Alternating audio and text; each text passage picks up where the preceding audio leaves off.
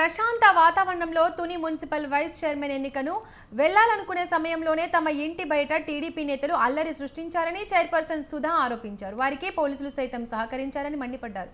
తునిలో section 144 అమలులో ఉందని పోలీసులు చెబుతున్నా ఎక్కడా తనకు అలాంటి వాతావరణం కనిపించలేదన్నారు. పోలీసుల నుండి రక్షణ కావాలని కలెక్టర్ జిల్లా ఎస్పీకి ఫిర్యాదు చేస్తామన్నారు.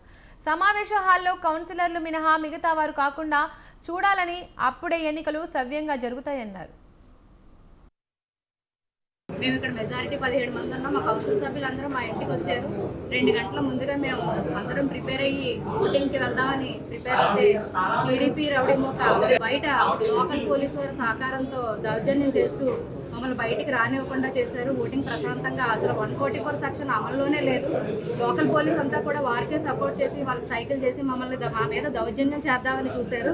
రక్షణ లేక మేము భయపడి తాళాలు వేసుకొని ఇంట్లో ఉండే పరిస్థితి ఈ రోజు వచ్చింది. మేమందరం ఇష్టపూర్వకంగా వెళ్దాం అనుకుంటే మాకు రక్షణ లేదు, మేము భయపడ్డాము. పోలీస్ వారికి, ఎస్పీ గారికి కానీ అలాగే జిల్లా కలెక్టర్ గారికి కానీ నాది ఒకటే విజ్ఞప్తి, మీరు దగ్గరుండి ప్రశాంత వాతావరణంలో ఎవరూ లేకుండా 144 సెక్షన్ అమలు చేస్తూ ఓన్లీ కౌన్సిల్ సభ్యుల్ని మీరు దగ్గరుండి తీసుకువెళ్ళి కౌన్సిల్ హాల్ తీసుకెళ్ళి ఓటింగ్ జరిపితే మేము అందరం కూడా ఇష్టపూర్వకంగా వస్తామని మాకు రక్షణ ఉంటుంది.